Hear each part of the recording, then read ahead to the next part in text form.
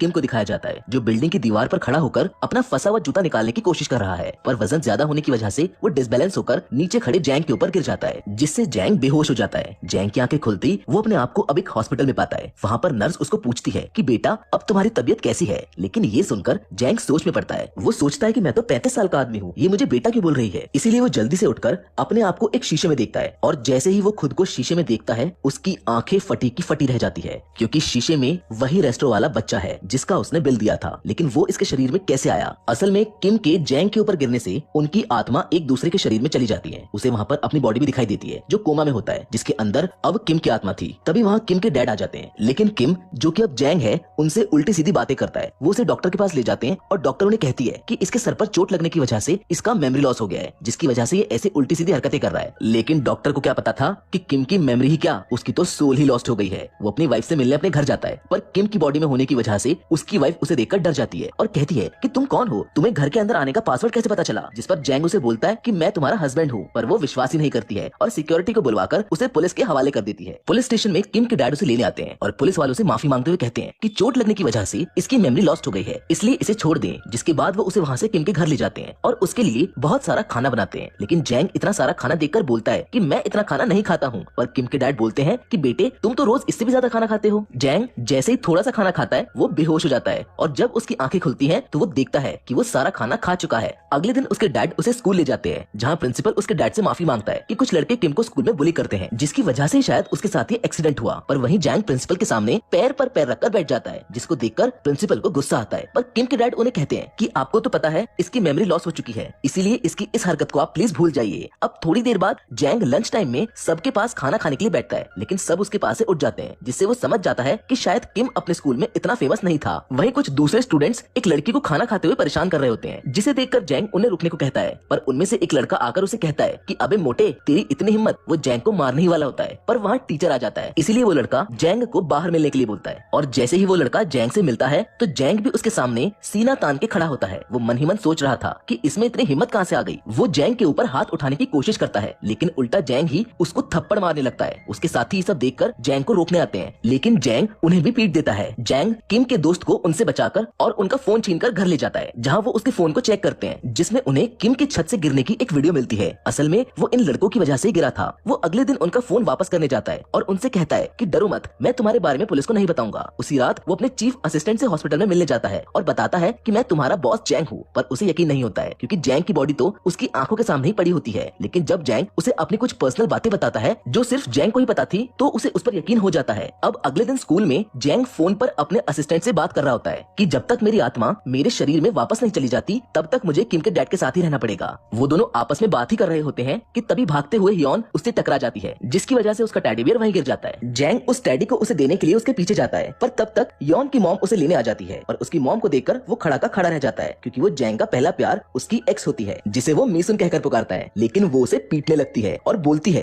कि तुम्हें बड़ों को उनके नाम से नहीं बुलाना चाहिए, जिस पर हियोन उससे कहती है कि इसकी मेमोरी लॉस्ट हो चुकी है, इसीलिए इसे कुछ भी याद नहीं रहता है। अब जैंग को ये लगता है कि शायद हियोन उसी की बेटी है, इसीलिए वो उसके बाल लेकर उनका डीएनए टेस्ट करवाने लगता है, जिससे उसे पता चलता है कि वो सही था, हियोन उसी की और मीसुन की बेटी है। ये जानकर वो बहुत खुश होता है कि अब उसकी एक बेटी है। उधर स्कूल में कुछ लड़कियां हियोन को बुली कर रही होती हैं, लेकिन जैंग उसे बचा लेता है और स्कूल से घर जाकर अपने असिस्टेंट से उन लड़कियों को सबक सिखाने को कहता है, पर उसका असिस्टेंट ऐसा करने से मना कर देता है और कहता है कि बॉस आपको ऐसा नहीं करना चाहिए। जिसके बाद वो मीसुन के पास जाता है और उसको हियोन को सेल्फ डिफेंस सिखाने के लिए मना लेता है, ताकि हियोन अपनी मुसीबतों का सामना खुद कर सके। यहाँ वो एक बाप का फर्ज निभाने की कोशिश कर रहा था। वो हियोन को अपने जिम में बुलाता है, लेकिन हियोन को तो कुछ भी नहीं पता होता है कि ये सब वो ही कर रहा है। वो जिम में उसे देखकर बोलती है कि तुम यहाँ क्या कर रहे हो, जिस पर वो बोलता है कि मैं तो यहाँ अपना वेट कम करने आया हूँ। अब वो दोनों साथ में ही ट्रेनिंग करने लगते हैं, जहाँ हियोन अपनी फाइटिंग स्किल्स पर वर्क करती है और जैंग किम की बॉडी का फैट घटाने में लग जाता है। कुछ दिनों की मेहनत के बाद जैंग अपना सारा वेट घटाकर एक हैंडसम लड़का बन जाता है, जिसे स्कूल में सब देखकर चौंक ही जाते हैं कि ये तो कितना मोटा और बेकार दिखता था, लेकिन अब कितना हैंडसम हो गया है। जिसके बाद हियोन उसे अपने घर ले जाती है, जहाँ उसके बचपन की बहुत सारी फोटोज लगी होती हैं। जैंग उसकी इन फोटोज को अपने फोन में सेव कर लेता है और स्कूल में उन्हें बार बार देखकर खुश होता है। उधर स्कूल में वो लड़कियां फिर से हियोन को परेशान करती हैं, लेकिन इस बार वो उन्हें खुद ही पीट देती है। ये देखकर जैंग बहुत खुश होता है, क्योंकि असल में तो वो यही चाहता था। उधर दूसरी तरफ किम के डैड अपने काम से सैलरी लेकर घर आ रहे होते हैं, लेकिन तभी कुछ लोग उन्हें पीटा शुरू कर देते हैं, जो दरअसल कर्ज वाले लोग हैं। और वो किम के डैड को इसलिए पीट रहे हैं क्योंकि उन्होंने उनका कर्जा समय से नहीं चुकाया था। उसी जगह जहाँ पर वो लोग किम के डैड को पीट रहे होते हैं, वहीं पर जैंग जैंग आ जाता है और जैसे ही जैंग उन्हें पिटते हुए देखता है वो उन्हें फौरन बचाने के लिए उन गुंडों को मारने लगता है। लेकिन किम के डैड उसे बचाते हुए बेहोश हो जाते हैं। वो कर्ज वाले गुंडे अपना कार्ड वहीं छोड़कर चले जाते हैं। लेकिन उसी रात जैंग अपने असिस्टेंट को उन्हें मारने के लिए उनके घर भेजता है और जैंग के लोग वहां जाकर उन्हें कुत्तों की तरह पीटते हैं और आगे से किम के डैड के आसपास देखने को भी मना कर देते हैं। जिसके बाद वो मिसुन से मिलने उसके रेस्टोरेंट जाता है, जहाँ कुछ कस्टमर मिसुन को अकेला समझकर उसे छेड़ने लगते हैं, जिसे देखकर जैंग का खून खौल जाता है। वो मिसुन से अंदर जाने को कहता है और खुद उन लोगों को कुत्तों की तरह पीटता है। वो सब वहाँ से भाग जाते हैं। मिसुन बाहर आकर उससे पूछती है कि तुम कौन हो और बार बार मुझे मेरे नाम से क्यों बुलाते हो, जिस पर वो उसे बता ही देता है कि मैं जैंग हूँ। लेकिन मिसुन उसकी बात का विश्वास नहीं करती है, पर जैंग उसको बोलता है कि तुम्हारी नाभि के पास एक तिल है।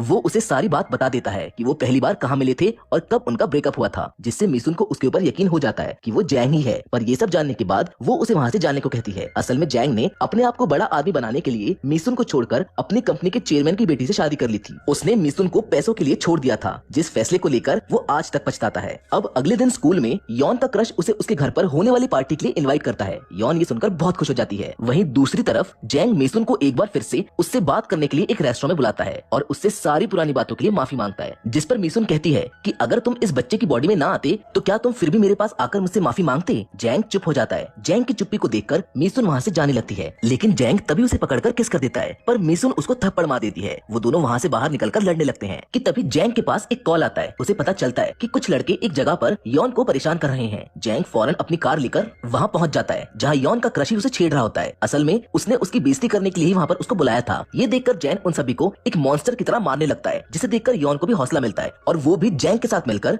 अपने क्रश को धो डालती है। जिसके अगले दिन उसको ये पता चलता है कि उसकी वाइफ ने उस पर पैसों को चुराने का आरोप लगाया है। जिसके बाद वो एक लेटर में अपनी वाइफ के लव अफेयर और उसके कंपनी से पैसे चुराने के बारे में लिखकर उस लेटर को अपने फादर इन लॉ को भेज देता है, क्योंकि वो उस कंपनी के चेयरमैन होते हैं। उसी दिन एक लड़की उसको प्रपोज करती है, लेकिन वो उसे कहता है कि घर जाकर पढ़ाई पर ध्यान दो। वो लड़की उसको एक गिफ्ट देकर वहाँ से चली जाती है। तभी यॉन भी वहाँ पर आ जाती है, जो उससे उस लड़की के बारे में पूछती है कि क्या तुम्हारा उस लड़के के साथ कुछ चल रहा है। लेकिन जैंग उसे मना कर देता है कि ऐसा कुछ नहीं है। ये सुनते ही यॉन खुद उसे प्रपोज कर देती है और बोलती है कि तुम मेरे बॉयफ्रेंड बन जाओ। मैं जानती हूँ कि तुम भी मुझे पसंद करते हो, इसलिए तो तुम मुझे बार बार बचाने आते हो। ये सुनते ही जैंग वहाँ से रफा दफा हो जाता है। घर जाकर ये बात यॉन अपनी मॉम मिसुन को बताती है। मिसुन उसे मारने लगती है कि ऐसा तुमने सोचा भी कैसे, तुम उसके साथ किसी भी कीमत पर नहीं हो सकती हो। यॉन अपनी मॉम से कहती है कि मगर मॉम वो तो एक अच्छा लड़का है, उसने मुझे कितनी बार मुसीबतों से बचाया है। जिस पर मिसुन उसको बोलती है कि अब मैं तुम्हें कैसे समझाऊं कि तुम उसके साथ नहीं रह सकती। मिसुन जैंग से एक बार फिर मिलती है और उससे लड़ने लगती है कि तुमने यॉन से ऐसा क्या कहा जो वो तुम्हें अपना बॉयफ्रेंड बनाना चाहती है। जैंग बोलता है कि मैंने तो कुछ भी नहीं कहा, मैं तो सिर्फ उसकी हेल्प कर रहा था, लेकिन अगर तुम चाहो तो मैं ये सब ठीक कर दूंगा, बस तुम मुझे एक बार माफ कर दो। जिस पर मिसुन कहती है कि अगर मैं तुम्हें माफ भी कर दूं तो पहली बात तो ये है कि तुम इस बच्चे की बॉडी में हो और दूसरी तुम शादीशुदा हो। उन दोनों की ये बातें चली रही होती है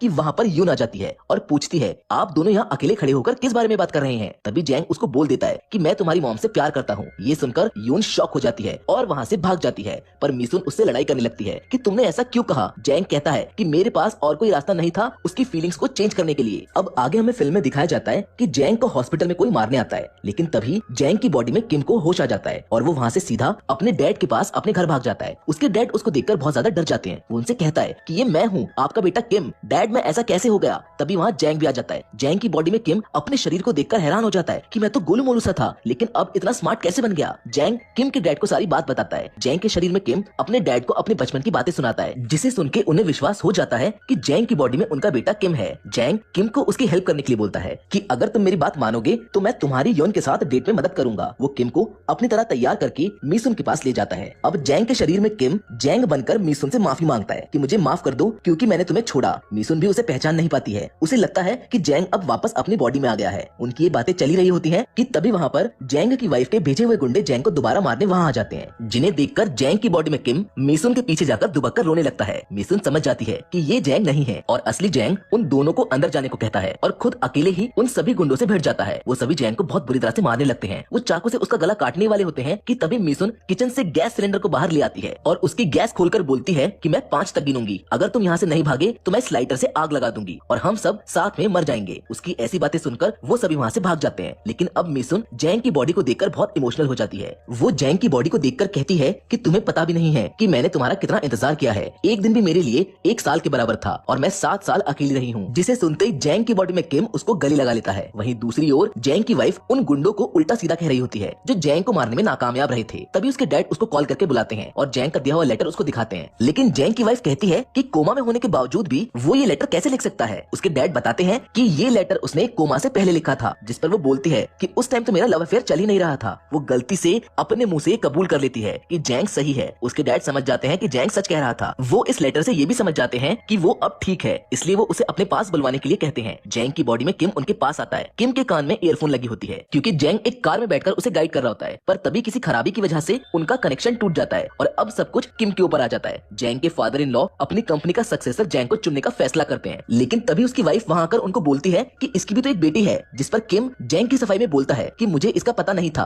लेकिन